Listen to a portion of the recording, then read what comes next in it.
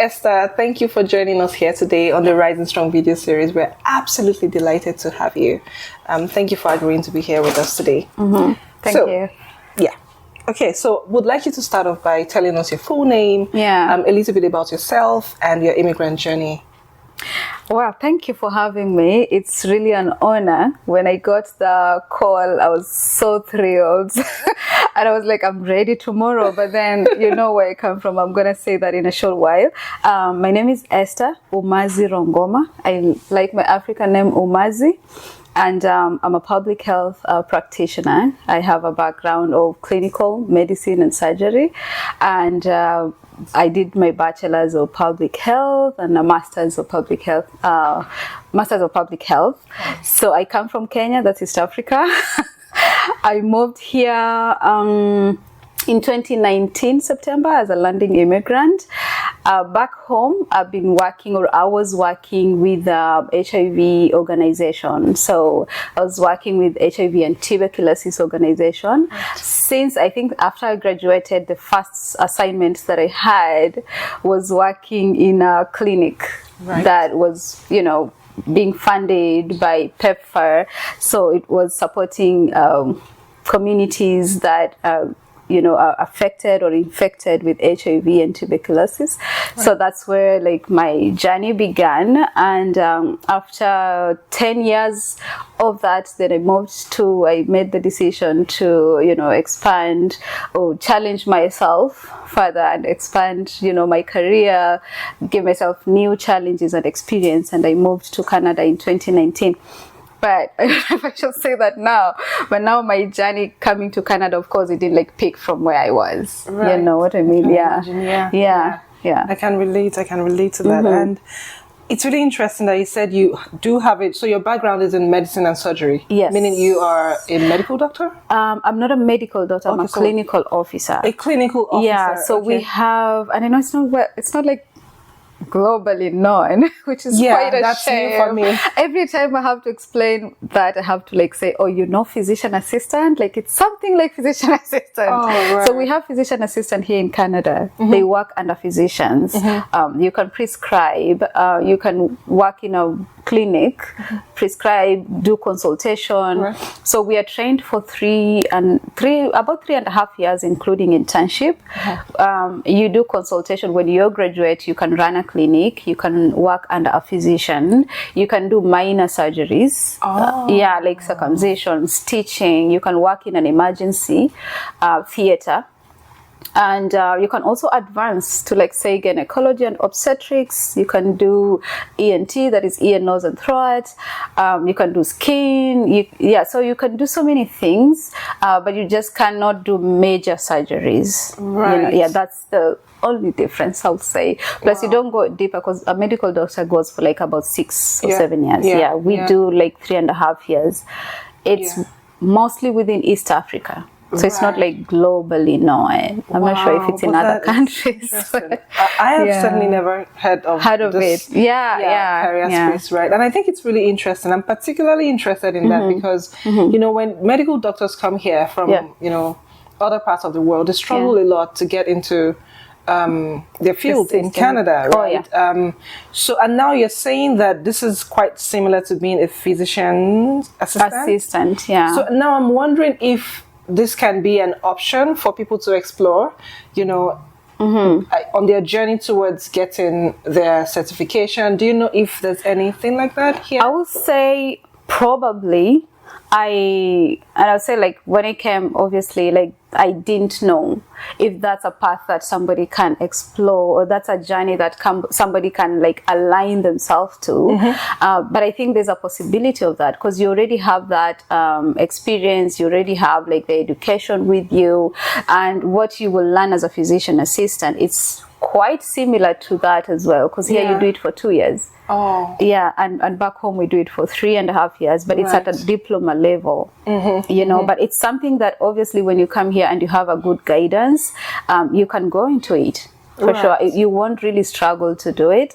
I did not choose that path, but I know, like where I sit right now, I can obviously like advise somebody it's worth trying or it's worth exploring. Right. Yeah. That's wonderful. Yeah. I really love that you mentioned that, because you know how people come here and they're thinking, what are my options? We hear a lot from people saying that I'm still trying to find my space within the system, you know, because the options have become limited. All they ever knew maybe was being a medical doctor or being a lawyer or, you know, any of those professions, and they're here, they have to go through a long process to get certified here. So it's good to know that there are a few other options, maybe something even to explore, maybe not an option yet, but something to explore and try. Yeah. So thank you for sharing that.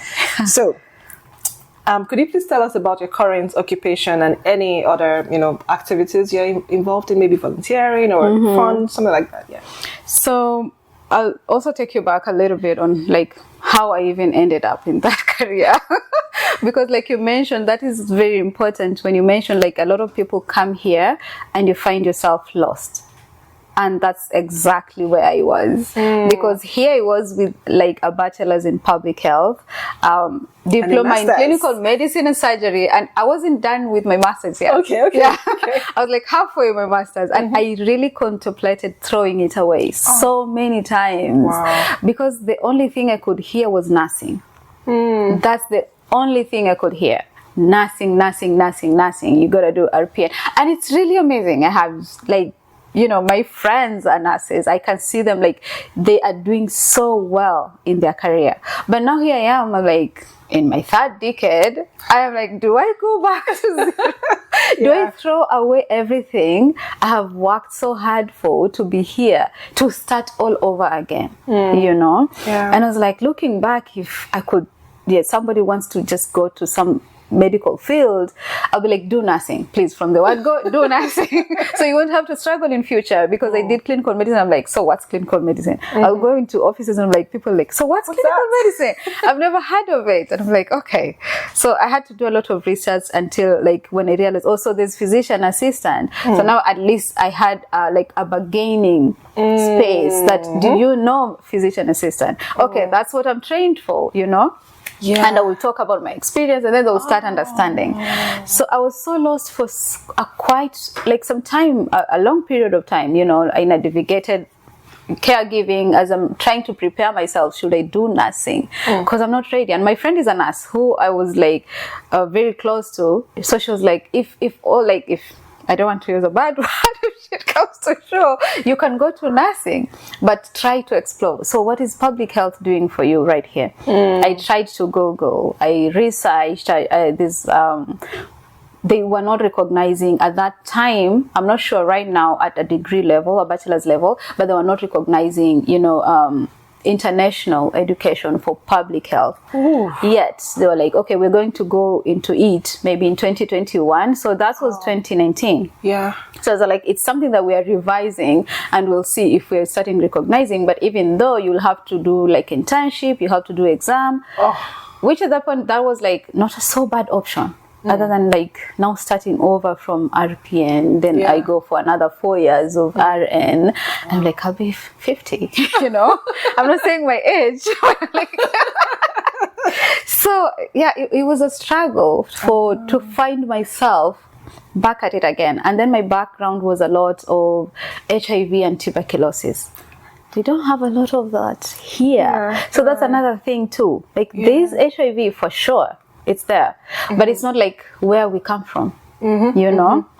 So that was another thing. Like, that's the whole thing I've known in my career. So even finding that space. How even getting that. And there's something wonderful that you mentioned about the language. So initially you kept saying, oh, I mean, I have a background in clinical medicine. You know? And then people, what's that? But the moment you were able to recognize that, you know, the other language or the other career that's similar to it that people can understand, you were able to use that to, you know, begin the conversation, and people started to understand. That's a struggle for a lot of people. It is. Where it is like, what is it called here? What language do I use? And some things, they're just wording. Yes, it's how you're going to present yourself and how you're going to like present this case to the person that you're negotiating with in that particular point. Wow. Because some people won't understand your language, and you can't blame them. Right? They don't have clinical medicine. They don't have it. They won't know.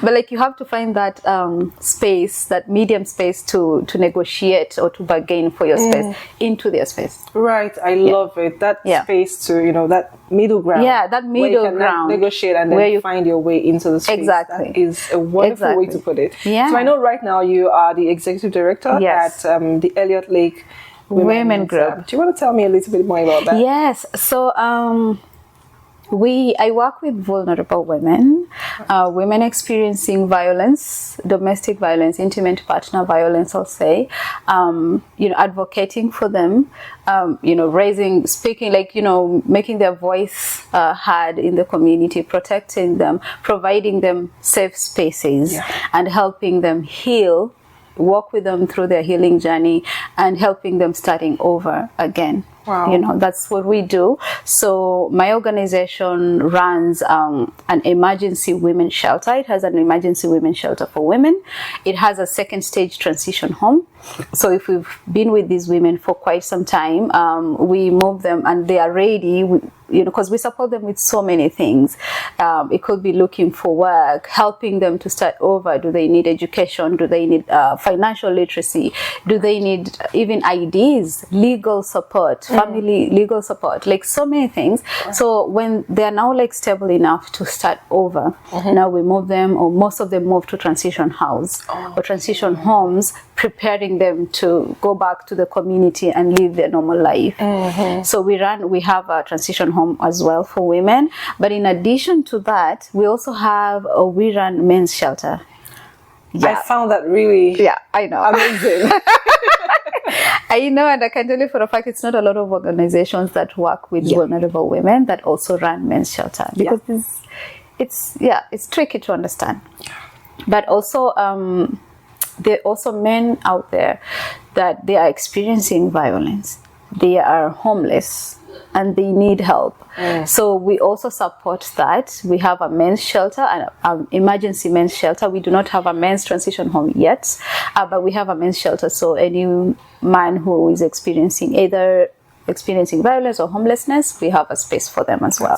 So that's what I do at the moment. That's beautiful work. That's very important work, especially because domestic violence, intimate partner violence, it has been declared as, I don't think it's countrywide yet, but a number of cities and regions are declaring that it's an epidemic. It is. And so that's very important work. Thank you for doing that. Thank you. Okay, so and I know you've shared a little bit about some of the things that you have had to go through and all of that, right? But I just was wondering if you are able to share some of the challenges you have had to deal with. I know you talked about even finding that space. I talk a lot. I love it. I absolutely love it. I know people will be blessed by this conversation. You never can tell. Somebody watches this and says, maybe it's just the language. Let me find something. Right? So that's why we love having conversations like this. Please keep talking. We love it.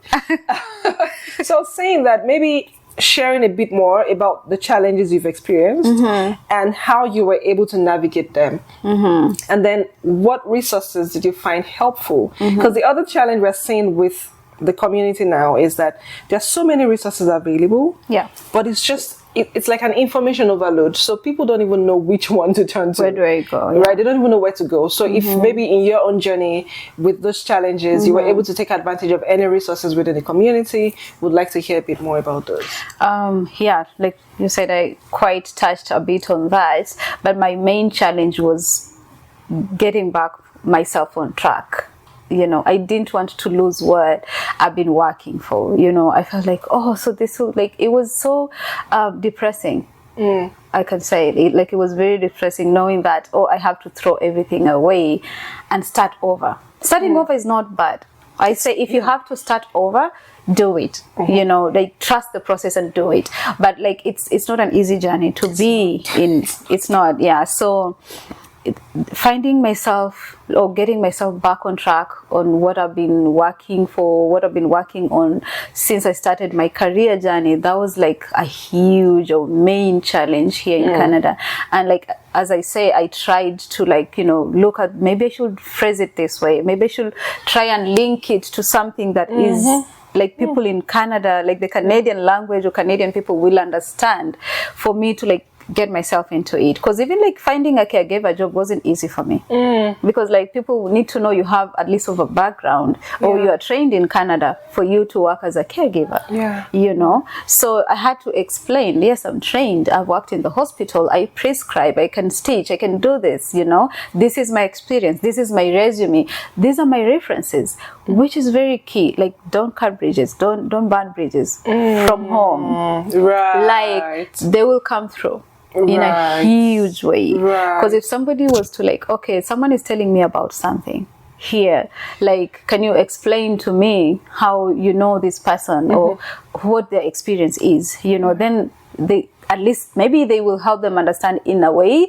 or they will mention something that will be like, oh, okay, so now I understand, I can give you that spot, so finding that for me was the main challenge. I did a lot of reading, a lot of researching. Google was my best friend. I knocked doors. I was taking myself to offices. I started with like, okay, if I have 10 years of experience in programming, in HIV, I was running a whole program, I can still do this here in Canada. There has to be somewhere, there has to be something here similar to it. And that's what I kept telling myself. That's what I kept on Googling. And I went on, Google Spaces. I sent, jobs applications. That's one thing that, I sent out, I called, I reached out. So when one organization opened the door for me, that was it. I was like, I don't care what you're giving me. It's okay. I just want to get in and prove myself. So like sometimes you just have to get in and give it 100, and then someone will be like, oh wow, okay, this is an asset. So that's how I tried to navigate myself. But I would say like, if I had people to like lead me or guide me, probably would have been different. It would have been slightly easier, knowing where to go. And like, I even received an email the other day from IRCC, and I was like, really? 5 years later? They're like, oh, we have these resources. How come you didn't use them? Like, tell us why you didn't use this resource. And I was like, it's like 5 years. But like, if at least if somebody knows when they come, they can, like, you can get somebody to link to or someone to guide you. Because I would say like my friend was very, very supportive and helpful, but she also didn't have all the answers. She was just quite new. She was like months just before me, and we were like in different parts. She's a nurse, like her path is different. Nurses are everywhere. She's like, oh my God, so what do we do? Like, so what can you do? And I'm like, we're gonna figure it out. I really love something that you said, and thank you for sharing all of that. That's the power of sharing our stories, right? It makes us see that, oh wow, I'm not alone on this journey. There's someone else who was confused at some point and who has been able to forge a path for themselves, right? One thing that I love that you said is knowing that there is something. And that made you keep searching and keep looking and keep asking. That was maybe why you didn't give up, because you knew there was something. Maybe you weren't seeing it yet, but you just knew there was something. I love it. I absolutely love it. I also love when you talked about, when somebody gives you a chance, when you get that little chance, dedicating yourself, proving yourself, giving it your 100%. So then you are identified as an asset. That you truly are. Because sometimes we make the mistake of thinking, it's not what I want. It's not the space I want. It's too small for me. And then we're not giving it 100%. And then that becomes a challenge, because you talked about references also. So you need another opportunity. Oh my God, references. Who's going to speak for you? Because also some people will look at you and like, no, I need a reference from here in Canada. But I don't have it yet. So like, you're given, I started as a volunteer, like as a board volunteer. That's where I started. And I'm like, it's a volunteering position. And my mentor back in Kenya, he he was my former director. And he was like, do it. Because I interviewed with this organization and I didn't get a spot. And the feedback I got was like, we feel like this position is too small for you. Yeah. Like, because they look at you like it's small money. Like, we're sure we will not be able to retain you. Or, you know, like they already know. Yeah. And then later on they approached me like, but would you like to be like one of the board members? And I was like, I need a job. I need a job. Yeah, I need a job. I need to like go back on track and do what I love doing, you know? But then I spoke with my mentor and he was like, take it. Yeah. Take that opportunity because it will help you navigate through. It will help you understand the system. It will help you know what they're looking for. Because they know you have that, but probably maybe they know you have like zero experience in Canada. So that will give you experience. So like he really encouraged me and, you know, I felt like, you know what? Let me do this. It was the best decision I've ever taken. Oh, wow. You know, it was the best. Yeah. Wow. And mentorship also is something that we've heard a lot of people talk about, you know, just being very intentional about, you know, finding mentors, imagine the role that your mentor played in that, in navigating that, you know, phase for you, then saying, take it, you know, and then you said that's the best decision. That's wonderful. Thank you for sharing that. It's wonderful. Thank you for sharing that. So very similar to what we're talking about already in terms of the challenges that immigrants go through. And you talked about, it's interesting that you talked about how they said, we know we're not going to be able to, you know, it's small for you, you know. So a lot of immigrants, particularly skilled immigrants, come in and they have to be underemployed. They have to take roles that are much. We've also talked about, you know, starting over sometimes in some cases. So some people have to start over. Some people they're underemployed. Some people are completely unemployed, right? They can't even find that opportunity because they're too qualified with no Canadian experience, with no references. So many things working against them. And another thing is people have also talked about losing their confidence, even high flyers from, you know, from back home, from their home countries. And particularly because if you come here as a skilled immigrant, there are specific requirements you have to meet, right? You need to be able to speak English on a particular level. You need to have a specific level, a number of years of experience. You need to have, a level of education, right? And a specific amount in your bank account. So people would, so it's something that, so usually people are coming from very comfortable spaces here. And then we're hearing things like, I lost my confidence. I can't even speak, you know, in public anymore. My voice is shaking and, you know, all of those challenges. And it tends to take a toll on people's mental health. So if you find somebody, if there are people watching this right now, going through this journey, you know, losing their confidence, being underemployed, being unemployed, you know, struggling with their mental health, what would you say to them based on your personal experience? What would you say to them in terms of navigating that process, that journey? Wow. Have a good support system. That's one. Have a good support system. Do not be afraid of starting over. Don't be scared of starting over. You know, don't feel like it's a loss to start over, because you never know where you're starting, where it will take you. Your starting point, you never know where it will take you. You know, so when you come to a foreign country, like because I would say, like, for me, before I moved, a lot of people were concerned. So many people were concerned on my behalf. But I had already prepared myself psychologically that this is what I want to do. You know, I had series of meetings with my, you know, my mentor, and like he was like, okay, we got this. And if you need anything at all in terms of guidance or anything, call. Just a phone call away. And that's what I say. Don't burn bridges. You know. Keep that person that you can always, keep that person that you can always reach out to, and they can support you and help you, you know, and guide you through the journey. Have a good support system. Because I would say, like, and I'm super, super grateful for my friend, because when I landed, I had her here, you know, and every time I would feel like, you know, I'm losing it, she would always be like, no, you're not losing.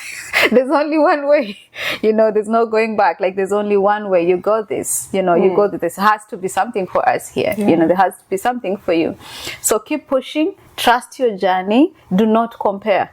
because don't compare yourself with someone who has been here even 2 years, because 1 year can make a difference. People have been here 10 years. They will come in driving huge cars, they are owning homes, and you feel like, oh my God, I have a home at home, I have a car, I had people working for me, you know, and right now I'm in McDonald's cleaning tables. You know, it's a starting point. You know, it's a starting point. So if you start comparing yourself, no, I have to be there right now and right now, then it's gonna be tough. Because it will lead you into spaces that you don't want to. Right. A lot of people go into depression. That's why we talk about mental health and finding resources. That's why, like, spaces like this, for me, I will jump into it any day, because I know it will, even if it reaches one person, that's something. I do this, I have YouTube, I talk to people, I tell them, okay, there's this pathway, this cool, something has changed, you know, like, I didn't know about the YouTube. I do. I'm like, something has changed. The RCC has announced this. So, like, someone can just, even if it reaches one person, that message, for me, it's an achievement, because I say, if I had that, then I would have known better, or maybe something would have been easier for me. So if that can reach someone, it will make their life easier in settling in Canada, then I'm okay. I'm good. I'm happy. So, like, learn to read a lot also. Like, government pages, government spaces are very resourceful. Don't go to random spaces. Don't go to TikTok random spaces. TikTok can be very resourceful, 100%, but it can also be misleading. 100%. Like, I don't even know how to balance. I don't know how to say 50-50 or 50-60. It's just 100-100. It can either go south or work for you. So know who you're listening to. Know the resource that you're researching. Go to the right place. There's multicultural places in here. They support people. This government, like, I'll say one thing, in Africa, you have to know somebody for you to walk into an office. You can't just walk in and say, like, hey, I'm looking for a job. I'm like, it's different here. I find it different here. Like, there's a lot of other things, but there's a lot of positive things as well. That's true. And you can just literally walk in. I walked into a space, a written job, job bank, I think. I remember it was in St. Catherine's. I walked into it and I'm like, how do you guys write your resume? Like, how do I, so what's your background? They're like, what's your background? I explain. Yes, that's what I go to the journey. I explain everything. And he looks at me like, okay, well, you can do this and this and this. But I don't want you to be stuck there. So now he's telling me about caregiving, because that's the only thing he has. But he's like, I don't want to see you 1 year later doing caregiving. It's not bad. A lot of people have done it. They're successful. If that's where your heart is. But you don't have to be stuck there. That's just because you feel that's the only option that you have. You know, explore. Talk to people. Do not neglect. Like, catch up, touch base. You know, you see someone, just have a conversation. At workplace, in church. You don't have to, like, tell your story, but just get to know people. Like, just have a random conversation, because sometimes you connect with people in spaces that you won't even believe. That's true. Right. And they could be your destiny, you know. So just be open. Be open to have conversation. Be open to, like, do not be shy from asking for help. Because settling in a foreign country, in a foreign country can be really, really tough. So don't be shy to ask for help. And trust your process. Thank you. Trust your process. I think you just took us through a masterclass. Honestly, you said so many things. So the most striking thing for me that I don't think I've ever heard anybody share is to not underrate your relationships from back home. Don't feel like, oh, I'm packing my bags, I'm going to America, this is it for me. No. Yes. It's not it for you. It's not it for you, and that's the truth. Leverage those relationships. I absolutely love that you talked about that. Those relationships. Keep those relationships. I love it. I love the fact that you talked about misinformation, because there's lots of information these days, right? And even though social media is amazing, we are going to be sharing this on social media. Right? So social media is amazing, but we also have to be mindful of our sources. So even if we're taking information from social media, would we want to ask ourselves, what's that person's source? You know, what's their source? Where are they talking from? What's their, so just being able to prioritize the right sources of information. And like you said, the government website is kept updated. Resourceful. Very resourceful. Like I didn't know then. I didn't know that. And I think back then we didn't have a lot of awareness on social media like now. Unless like, I wasn't exposed, but I don't think we had a lot of awareness on social media like now. But learn to counter check, like go back and confirm with with another website, confirm with something else, ask somebody you trust. Like I'm seeing this, do you think, or link also with someone who has been here. They can be also resourceful. Like I'll come to you, you've been here 5 years more than me, or 1 year ahead of me. Have you heard of something like this? Like do you think it sounds legit for me? So such things like can also like help you navigate. Thank you.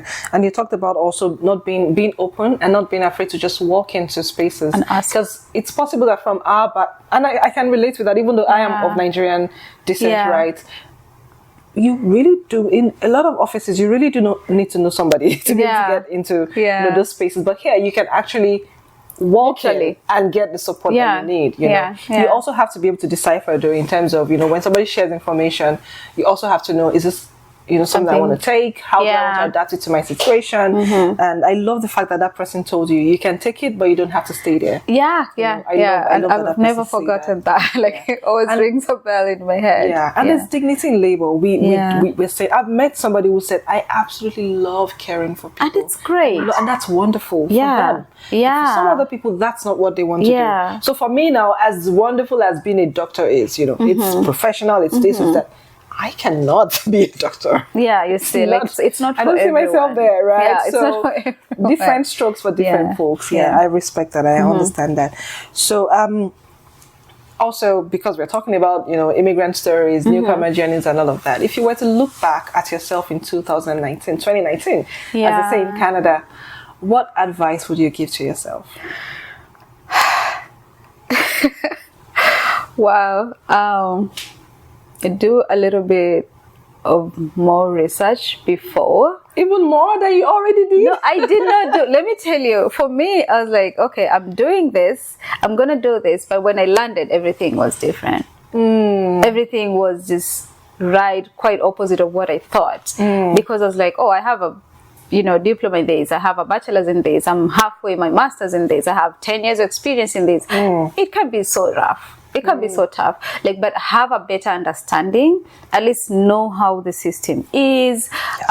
If I had known that, I would have probably prepared myself more psychologically. Be psychologically prepared of I could land and go, or I could land and I have to start over, or maybe even change a career.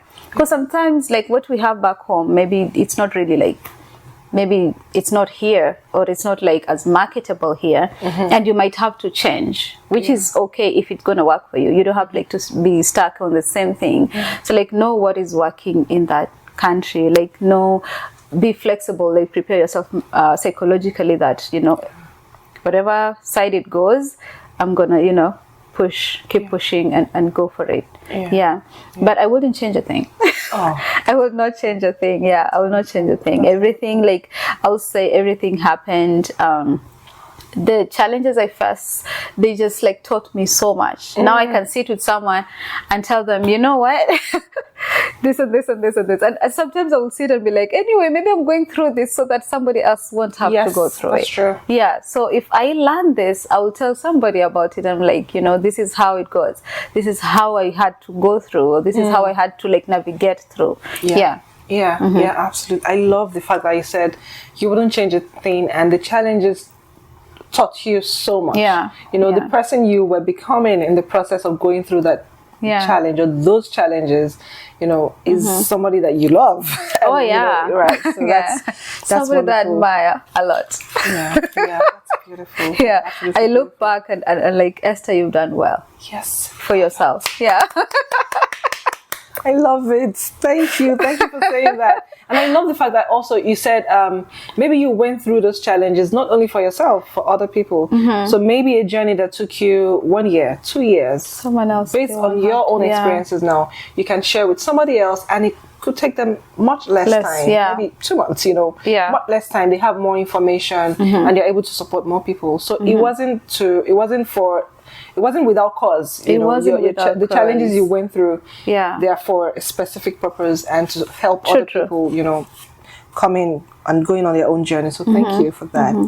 And with that, we have come to the end of the serious part. Oh, really? Of the interview. We're trying to keep it short. Yes. Nice. This has I wish we could keep talking because there's so much to learn from you. I think, every time we have it, sometimes, honestly, because it's been a very stressful journey. I also run a consulting company, a training and consulting company, right? And that's my full-time job. And so I'm like, why am I doing this? Does it even make sense? Why? But with every conversation we have, I feel like I know why we're doing this, because people need to hear the stories. Yes, people need to hear. I get inspired every time I talk to people. Like, I'm so inspired right now, and I feel so honored and privileged and happy to be in the. And this is not me patronizing you. No, I'm honored to see somebody who looks like me, sounds like me, doing great stuff. It's beautiful. So thank you so much. Thank you for having me. So now, on to the mystery task. Oh my God. Okay, so don't worry, you'll be good. And it's funny. All the people who have been here, this is our 5th conversation, I think. Everybody keeps picking something that's deep, like something. Oh yeah. 5th for this season. 5th for this season. Yeah, 5th for this season. So this is what the mystery task is about. It's supposed to be like fun, but it's fun. So you just pick a number from 1 to 14. Whatever the number says, I will tell you what it is, and you will have to do it. So it can be like sing a song, say something inspirational, anything. It could be any of those things. Nothing to say. So pick a number from 1 to 14. 1 to 14. Yes. I'll say 3. 3? Yeah. I'm hoping that's that one. There's one I've been hoping that people will pick. Oh Lord, let's pick that one. Oh no. Okay, well, this is also fun. Let me tell you what this is. Share a random fact about yourself. Oh, a random fact about myself. I cannot swim, even though I was born in the coast. Even though the beach is just 5 minutes away. That's why I grew up. I cannot swim. Okay, that makes it 2 of us. Oh, yeah? I'm trying to learn. So I was born in Lagos. The beaches are not that far, right? I should be able to, but in fact, most Nigerian parents, would you even allow your child to learn how to swim on the beach? I know. No. It's like, it should be the other way around. Right. Yeah. Right. Okay. That's interesting. Okay, so there's another fun thing we're going to do. But just before we go to that, and that will be the last thing, but just before we go to that, would you want to share a word of inspiration or encouragement for newcomers out there? Wow, to all newcomers, and like I mentioned, I do this. I create a lot of awareness of, different pathways, different resources that people can look for, can look up, pages that they can find help, or where to go. I would say, like, don't be discouraged of where you are, because, like, I know right now there's a lot of influx of immigrants, and I see that because I also like deal with vulnerable people in vulnerable spaces, and don't be shy again to seek for help, because sometimes you come here, you come in winter, like we come from tropical countries, tropical countries where like the weather is so nice throughout. It's spring and summer. Yeah. And you land here and maybe you don't even have clothes, because there's so many immigrants land here in different pathways, through different pathways, and in different situations. It doesn't matter. Like, so don't be shy to ask or look for those resources and ask for help. It can be anything, be it work, be it school, be it food, even clothing. Yeah. Like, don't shy away, and trust your journey. Make connections, make good connections, know who you align yourself with, and associate with yourself with people who will help you grow, who will help you push through, and not people who will discourage you, or wrong companies. Do not compare yourself when you've just landed and you want to be with someone who has been, you want to be like somebody who has been here for 10 years. Stop comparing yourself. Trust in your journey. Have good relationship. Like, good connections. Don't burn bridges. Yes. Yeah. Absolutely love it. Make Google your friend. Make Google your friend. Yeah. Yeah. I love it. Absolutely love it. Thank you. Thank you for sharing all of that. So we're moving on to so we call it the 100 second, sometimes I'll say minutes. Yeah. 100-second questions free. Okay. Okay. So we have a series of questions here. Yeah. I'll set a timer for 100 seconds. That's 1 minute and 40 seconds. Okay. And you will try to answer as many of those questions as possible. So the questions are quite straightforward. You can answer in one sentence or one word. And if you're not comfortable with any question, you can just say skip. Okay. Yeah. So I'm ready. movies, music, or games? Music. What's the title of the book you're currently reading? I'm not reading any book at the moment. What's your favorite Canadian fast food brand? Fast food brand? Yeah. What's my fast food brand? I'm not really a big fast food brand, but I'll say Tim's. Okay. What's one word to summarize your Canadian journey so far? Eventful. Adventurous. Right. 2 words. 3 things in your mental wellness toolkit. What? 3 things in your mental wellness toolkit. Oh, life is never that serious. Take it easy. Learn to stop and breathe. Wonderful. Yeah. One aspect of your culture that you're always proud to share. One aspect of my culture that I always like to share. Oh my God, I have so many. I'm struggling to pick. Anything? I'll say our dressing, when like our culture, how we dress. That's beautiful. Yeah. Okay, so what's one myth you'd like to debunk about Black African immigrants? One myth, yeah. That we're illiterate, like we're not well educated enough. Right. What's one resource you wish you had when you first arrived in Canada? Links, like good connections, like where people to reach out to. Right. Yeah. What's the first thing you do in the face of challenging situations? I pray. Pray. Yeah. I think every single person we have spoken with has said pray. Yeah. Oh my God. Everybody prayer is important. Okay. Yeah. Except one. Yes. Okay. But just because I can ask, I want to say this. Finish the sentence. We can embrace our cultural differences by working together. Love it. Absolutely love it. Thank you so much, Esther. Thank you. Having this conversation it's with been an honor. It's all the way from Elliot Lake. Thank you so much. Thank you for having me. And you're doing an amazing job. Keep doing what you're doing. I've watched your videos and it's amazing, amazing, amazing. A lot of people are touched by so many stories that are shared in this platform. And it's going to grow. It's going to be big. We're waiting here. Thank you. So all the best in this journey as well. Thank you. And nice meeting you. Nice to meet you too. I hope we stay in touch. We definitely have to stay in touch. My name is Esther Rongoma. I'm from Kenya, East Africa. I'm in Canada. I've been in Canada for 4 years, going to 5 years. Currently working with vulnerable women experiencing violence, advocating for them, raising their voices.